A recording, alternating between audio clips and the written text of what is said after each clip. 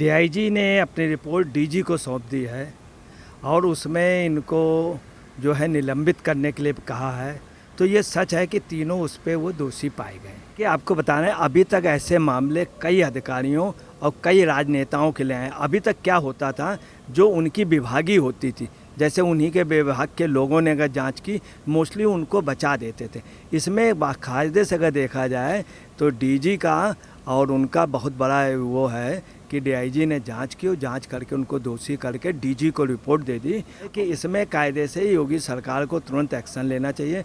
मनीष दुबे किस तरह से अपने उसका पद का दुरुपयोग कर रहा था, शासन उसके, उन्होंने भी यही बात लिखी है अपने उस पर। और उन्होंने ख़ास तौर से जो डीजी को रिपोर्ट दी है उसमें भी यही कहा है कि ये जो दोषी हैं, तीनों मामले में दोषी हैं। नमस्कार, स्वागत है आपका एचडीवी न्यूज पर। एसडीएम ज्योति मौर्य के मामले में एक और बड़ा खुलासा हुआ है। जिस तरीके से ज्योति मौर्य के साथ अवैध संबंध रखने वाले होमगार्ड कमांडेंट मनीष दुबे के ऊपर अब जल्द ही योगी सरकार ले सकती है बड़ा एक्शन। आपके लिए बता दें कि मनीष दुबे के ऊपर 3 मामलों को लेकर जांच पूरी हो चुकी है और इन तीनों मामलों में गुनहगार पाया गया है, आरोपी पाया गया है मनीष दुबे को। इस पूरे मामले पर विस्तार से बात करते हैं। हमारे साथ मौजूद हैं वरिष्ठ पत्रकार अजय जी। सर, जिस तरीके से हर रोज एक नया मोड़ जो है वो इस मामले में आ रहा है एसडीएम ज्योति मौर्य के, तो क्या लग रहा है 3 मामलों में जो है जांच पूरी हो चुकी है, डीआईजी की तरफ से रिपोर्ट सौंप दी गई है प्रशासन को? देखिए, डीआईजी ने अपनी रिपोर्ट डीजी को सौंप दी है और उसमें इनको जो है निलंबित करने के लिए कहा है। तो आपको बताना है, चूँकि उन्हीं के डिपार्टमेंटल ने, और डिपार्टमेंटल को कितना टफ पोजीशन हुई होगी कि अपने यहाँ के एक व्यक्ति के लिए उनको ऐसा करना पड़ा और डीजी को रिपोर्ट। तो ये सच है कि तीनों उस पर वो दोषी पाए गए।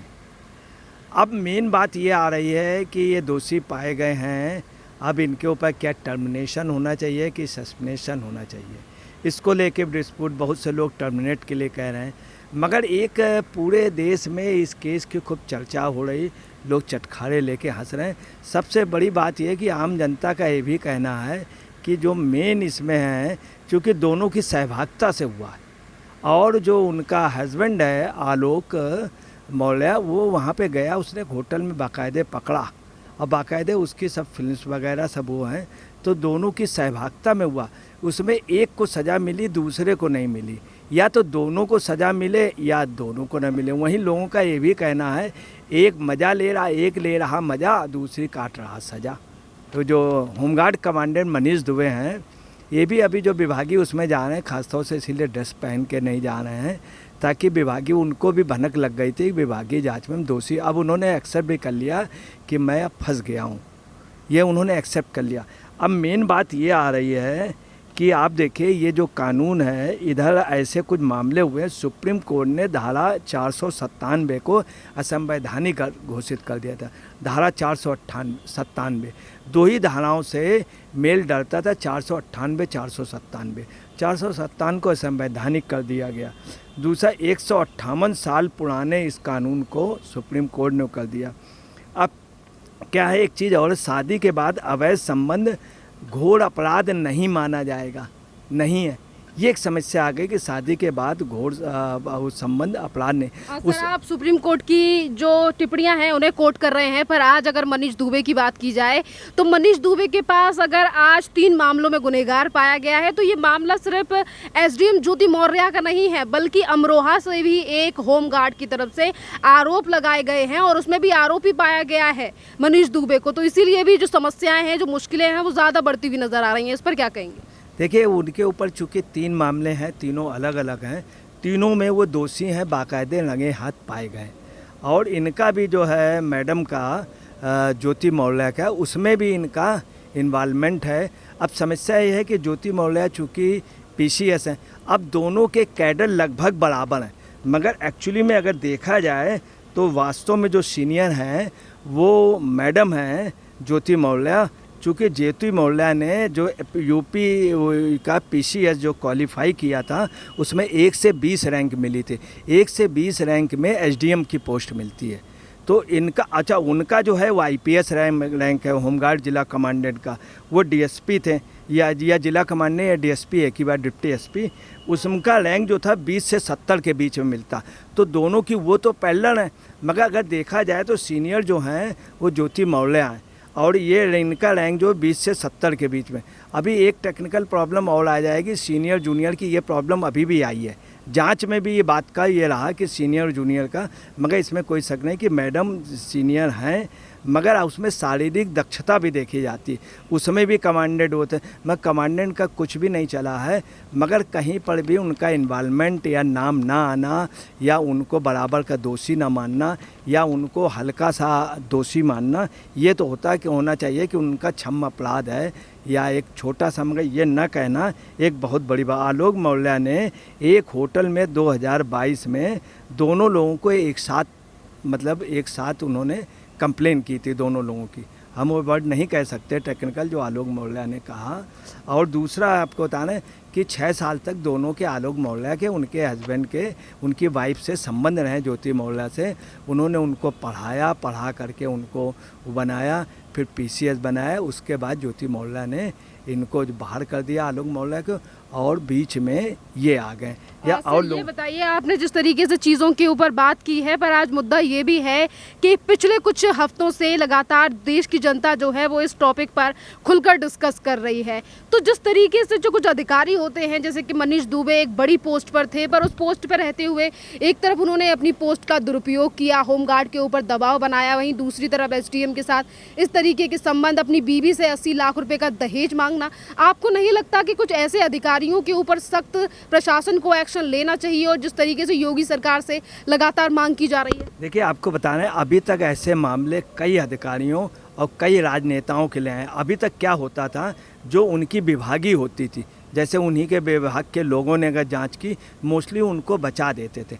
इसमें बाकायदे से अगर देखा जाए तो डीजी का और उनका बहुत बड़ा वो है कि डीआईजी ने जांच की और जांच करके उनको दोषी करके डीजी को रिपोर्ट दे दी और अपने संस्तुत भी कर दी। तो ये बड़ा न्यायप्रिय हुआ है और इसमें तीनों में फंसे हैं। मगर आपको बताना सबसे बड़ी बात है कि समदर्शी सिद्धांत के विरुद्ध है। ये समदर्शी सिद्धांत के अगर देखा जाए तो विरुद्ध है। इसका असर हिंदुस्तान के उस पर बहुत वैसा जाएगा, हिंदुस्तान के आवाम पर और हिंदुस्तान के एक न्याय व्यवस्था पे जाएगा। बाद में लोग इस तरह का एग्जाम्पल देंगे और फीमेल उसमें सेफ हो जाएगी। ऐसा नहीं कि फीमेल हर जगह दोषी होती है, ऐसा भी नहीं है। कहीं कहीं फीमेल्स पे दबाव पे किया जाता है, मजबूर उसको किया जाता है। मगर यहाँ का जो मामला है उस पे दोनों की सहमत है, ऐसा लोगों का कहना है, जो प्रत्यक्षदर्शियों का कहना, उनके हस्बैंड का कहना। ये चीज़, ये प्रश्न हिंदुस्तान की जनता हमेशा उठाती रहेगी। अब एक समस्या आ गई, वेश्याव्रत जो है वो अपराध नहीं है, जो पकड़ा जाएगा अब उसे सज़ा होगी। तो एक समस्या ये आ जाएगी। दूसरी बात आपको बताना है कि ये जो ज्योति का मौर्य का जो हस्बैंड है आलोक मौर्य, ये एक सिंपली सफाई कर्मचारी है। इसने कितनी मेहनत करके, ये सत्य है, ये प्रमाणित भी हो चुका है कि उसने इनको मदद की। ये स्वयं पीसीएस ने स्वीकार किया था। और आपको बता दें इसको मेन मुद्दे पे आप ये रहोगे, मनीष दुबे जो है वो किस तरीके से अपनी पोस्ट का दुरुपयोग कर रहा था, इन सब चीज़ों पे रहो, और योगी सरकार को क्यों एक्शन लेना चाहिए? देखिए, ऐसा है कि इसमें कायदे से योगी सरकार को तुरंत एक्शन लेना चाहिए। मनीष दुबे किस तरह से अपने उसका पद का दुरुपयोग कर रहा था, शासन उन्होंने भी यही बात लिखी है अपने उस पर, और उन्होंने ख़ास तौर से जो डीजी को रिपोर्ट दी है उसमें भी यही कहा है कि ये जो दोषी हैं, तीनों मामले में दोषी हैं और इनके ऊपर अधिक से अधिक सज़ा होनी। संतोष सिंह ने डीजी वीके मौर्य को लिख करके दिया। अब समस्या इसमें एक चीज़ और आ रही है कि आप देखिए कि जैसे एक बार गालिब ने सही कहा था, इश्क और मुश्क छिपाए न छुपे। इन लोगों का देखिए चर्चा वहाँ के उनके डिपार्टमेंट में चल रही थी, और इश्क वो आतिश है जो जलाए ना जले, अब बुझाए ना बुझे, वही पोजीशन यहाँ पर हो गई है। और अगर इस पे अब एक चीज़ आ गई है समस्या, और कि शादी के बाद अवैध संबंध अपराध नहीं है, वहीं महिला जो है वो पति की संपत्ति नहीं है। तो इन सबसे क्या है, हिंदुस्तान का परिवार जो है वो बड़ा एकता का है। अगर महिला उसका संपत्ति नहीं, इस मामले में बुद्धिजीवियों में बड़ा मतभेद है। और भारत की इस मामले में एक चीज़ और भी सच ये है कि हिंदुस्तान में जो पति है वो अपने को राजा और बादशाह समझता है। पत्नी को सिर्फ अपनी संपत्ति, पत्नी उसी की रहती, मतलब पर्टिकुलर इसका नहीं कर रहे हैं। महिलाओं पे अधिकतर आरोप लग सा जाता है, यहाँ पे तो जो कुछ है वो प्रत्यक्ष है, मगर कहीं कहीं महिलाओं पे गलत होता रहा। अब ज़माना बदल गया। गाना आया था, आया क्या ज़माना, लड़के लड़कियों से डरने लगे। हमें लगता है वो गाना चरितार्थ हो जाएगा, मगर इसका दुरुपयोग कुछ महिलाएं जो असामाजिक हैं, सारी महिलाएं हिंदुस्तान में सामाजिक हैं, कुछ महिलाएं एक दो हैं वो फ़ायदा उठाएंगी। आपको बता रहे हैं व्यभिचार में सबसे दुखद बात ये अफ़गानिस्तान, भारत, बांग्लादेश, मालदीव, पाकिस्तान, फिलीपीन वगैरह में ये अपराध है। वहीं चीन, जापान, ब्राज़ील, न्यूजीलैंड वगैरह में अपराध है। और हिंदुस्तान में एक बहुत बड़ी समस्या ये है कि पत्नी का, हिंदुस्तान की लेडी का कहना है कि पति हमारे देवता हैं और वो जैसा चाहें, सिर्फ उनके लिए मैं हूँ और किसी के लिए नहीं। वही हिंदुस्तान में उसका पति मर जाने के बाद हिंदुस्तान की जो महिला है किसी से संबंध नहीं रखती कुछ। ये हिंदुस्तान का, इसका इंटरनेशनल उस पर हिंदुस्तान की बदनामी होती है कि आप लोग कितने पिछड़े हैं, कितनी गंदी सोच है। इंदिरा गांधी ने एक बार इसमें बहुत स्पष्ट बोला था कि हमारे देश की मर्यादा, उसको दूसरे लोगों ने उस पर लिया था। मगर अब ऐसा लगता है कि ये जो हम लोगों की मर्यादा थी ये छिन जाएगी। कुछ तथाकथित लेडीज़ें, कुछ गिनती की उंगलियों की, वो वास्तव में भारत के कल्चर को बिगाड़ देंगी। इसलिए इस पर सोचना पड़ेगा।